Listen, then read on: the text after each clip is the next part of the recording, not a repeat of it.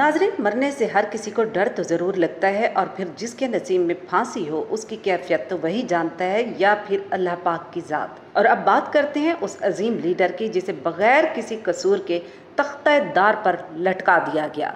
हम बात कर रहे हैं ज़ुल्फ़िकार अली भुट्टो की। ये वो नाम है जिसे आज से कई साल पहले फांसी तो दे दी गई, मगर भुट्टो का नाम आज तक पाकिस्तानी अवाम के दिलों में ज़िंदा है। आज हम बात करने जा रहे हैं भुट्टो साहब की ज़िंदगी के आखिरी चंद लम्हात की। जब उन्हें फांसी के लिए ले जाया जा रहा था तो उनकी क्या कैफियत थी और उन्हें किस तरह फांसी दी गई। एक रिपोर्ट के मुताबिक 4 अप्रैल 1979 को भुट्टो को रात 2 बजे रावलपिंडी जेल में फांसी दे दी गई। लेकिन उससे पहले जब उनकी रहम की अपील सुप्रीम कोर्ट से खारिज कर दी गई तो उनसे शेव बनाने वाला रेज़र ले लिया गया कि कहीं वो खुदकुशी ना कर लें। मज़ीद ये कि फांसी के लिए तख्तेदार पर जाने से कुछ देर पहले उन्होंने दाढ़ी बनाने की इजाज़त मांगी और दांतों में ब्रश भी किया, गुस्ल किया, बाल बनाए। उसके बाद वो सोने चले गए। वो हल्के बादामी कलर के कपड़े पहने हुए थे। जेल में तैनात अहलकारों ने कपड़े तब्दील करने पर जोर नहीं दिया। जब सिक्योरिटी अहलकार ने उनके हाथ पीछे बांधने की कोशिश की तो उन्होंने इसकी मुखालफत की। आखिरकार उन्होंने ज़बरदस्ती उनके हाथ रस्सी से बांध दिए। उसके बाद उन्हें एक स्ट्रेचर पर लिटाकर तकरीबन 40 गज की दूरी तक ले जाया गया। इसके बाद भुट्टो साहब खुद उतर गए और फांसी के फंदे तक खुद चल कर गए। जालाद ने उनका चेहरा काले कपड़े से ढांप दिया, उनके पैर बांध दिए गए। जैसे ही 2:04 पर मजिस्ट्रेट बशीर अहमद खान ने इशारा किया, जलाद तारा मसीह ने लीवर खींचा और यूं अवाम के मसीहा, अवामी लीडर अपनी अवाम को रोता हुआ छोड़कर खालिक हकीकी से जा मिले।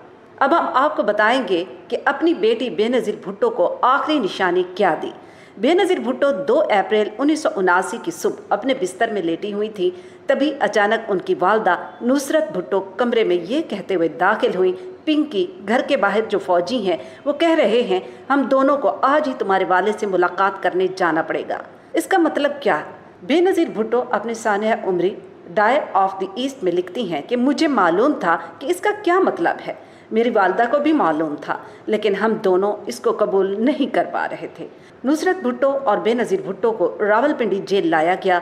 तलाशी के बाद उन्हें भुट्टो के सामने ले जाया गया। उनके दरमियान 5 फीट की दूरी रखी गई।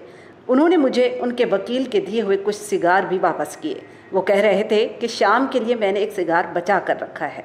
वो मुझे अपनी शादी की अंगूठी दे रहे थे, लेकिन मेरी वालदा ने उन्हें रोक दिया। इस पर उन्होंने कहा कि अभी तो मैं इसे पहन लेता हूँ, लेकिन बाद में इसे बेनज़ीर को दे दिया जाए। थोड़ी देर बाद जेलर ने आकर कहा कि मुलाकात का वक्त ख़त्म हो गया है। बेनज़ीर ने कहा कि कोठड़ी खोलिए, मैं अपने वालिद को गले लगाना चाहती हूँ, लेकिन जेलर ने इसकी इजाज़त नहीं दी। बेनज़ीर मज़ीद लिखती हैं कि मैंने कहा प्लीज़, मेरे वालिद पाकिस्तान के मुंतखब वज़ीर आज़म हैं और मैं उनकी बेटी हूँ। ये मेरी आखिरी मुलाकात है और मुझे उनको गले लगाने का हक़ है। लेकिन जेलर ने साफ इनकार कर दिया। मैंने कहा गुड बाय पापा। मेरी वालदा ने सलाखों के दरमियान हाथ बढ़ाकर मेरे वालिद के हाथ को छुआ।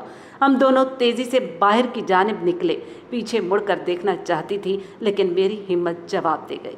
नाज़रीन, भुट्टो जैसे अजीम लीडर को सफाक दुश्मन ने तख्ते-दार पर तो लटकवा दिया, लेकिन पाकिस्तान में रहती दुनिया तक भुट्टो की सियासत के असरात ख़त्म नहीं होंगे।